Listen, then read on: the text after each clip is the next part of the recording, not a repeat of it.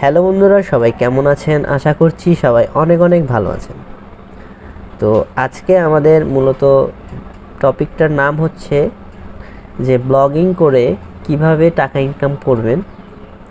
So আমি আজকে আপনাদেরকে শিখাবো যে ব্লগিং করে কিভাবে টাকা ইনকাম করা যায়, এবং আশা করছি আপনাদের এই ভিডিওটি ভালো লাগবে। কেননা আমরা বেকার জীবনে সবাই চাই যে একটা ভালো মাধ্যমে আমাদের পকেটে টাকা আসুক।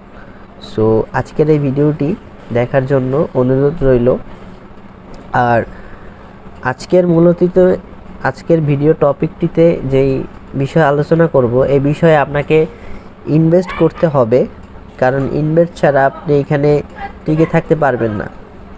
আর একবার যদি আপনি ইনভেস্ট করেন, ওই টাকাটা আপনার মাইট যাবে না। মনে করেন এখন আপনি ব্লগিংয়ে 5,000 টাকা ইনভেস্ট করছেন, ওইটা কিন্তু আপনার মাইট যাবে না। কারণ হচ্ছে কি, আপনি একটা মনিটাইজ পাওয়ার সময় হচ্ছে কি একটা ডোমেইন কিনলেন, ডোমেইন কিনে মনিটাইজ করলেন, গুগল অ্যাডসেন্সে অ্যাড আসলে আপনি কিন্তু এই অ্যাডসেন্সটা একটা ভালো দামে বিক্রি করতে পারবেন। সো আপনার টাকাটা কিন্তু হচ্ছে মাইট যাবে না। সো আজকের এই ভিডিওটি দেখতে থাকুন। এবং আরেকটি কথা, আপনি যদি আমাদের চ্যানেলটি এখনও সাবস্ক্রাইব করে না থাকেন, অবশ্যই চ্যানেলটি সাবস্ক্রাইব করবেন এবং পাশে থাকা বেল আইকনটি বাজিয়ে দিন। ব্লগিং কি, ব্লগিং করে আপনি টাকা ইনকাম করতে কিভাবে পারবেন, আজকে বিস্তারিত আপনাদেরকে আমি জানাবো। তো চলুন ভিডিওটি শুরু করা যাক। প্রথমে আপনাদেরকে বলে নেই,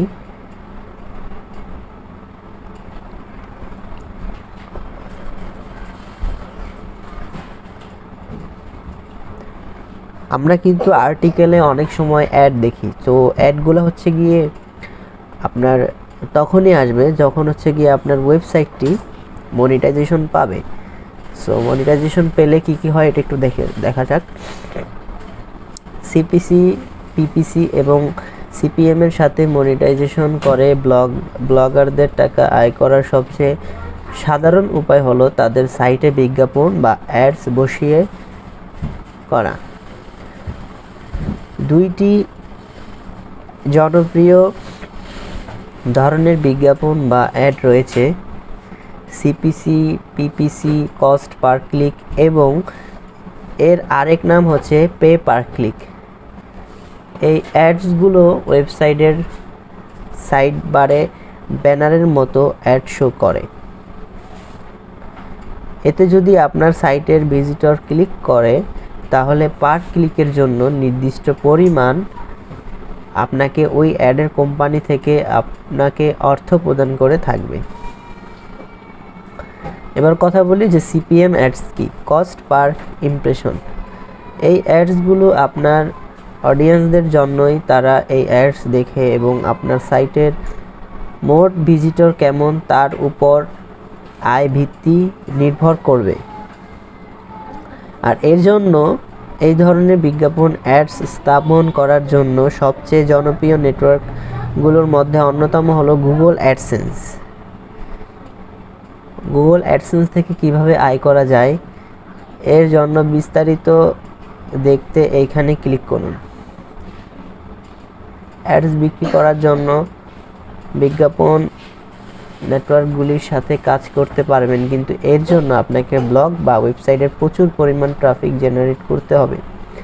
এর জন্য অর্গানিক ওয়েতে এসইও বা সার্চ ইঞ্জিন অপটিমাইজেশন করে প্রচুর রিয়েল ভিজিটর পেতে পারেন। এর জন্য কিভাবে এসইও করবেন আপনার সাইট, এর জন্য তা জানতে হলে আমার আরেকটি ভিডিও আসবে, ওই ভিডিও থেকে দেখতে পারবেন। এখন বাস আপনার সাইটের ট্রাফিক জেনারেট করা হলো। এরপরে স্টেপ হলো আপনার সাইটের বিজ্ঞাপন দাতা বিজ্ঞাপন রাখতে অনুরোধ করতে পারেন। আপনি এই জন্য বিভিন্ন বিজ্ঞাপন দাতাদের সাথে যোগাযোগ করতে পারেন। সো আজকের এই ভিডিওটি দেখার জন্য অসংখ্য ধন্যবাদ।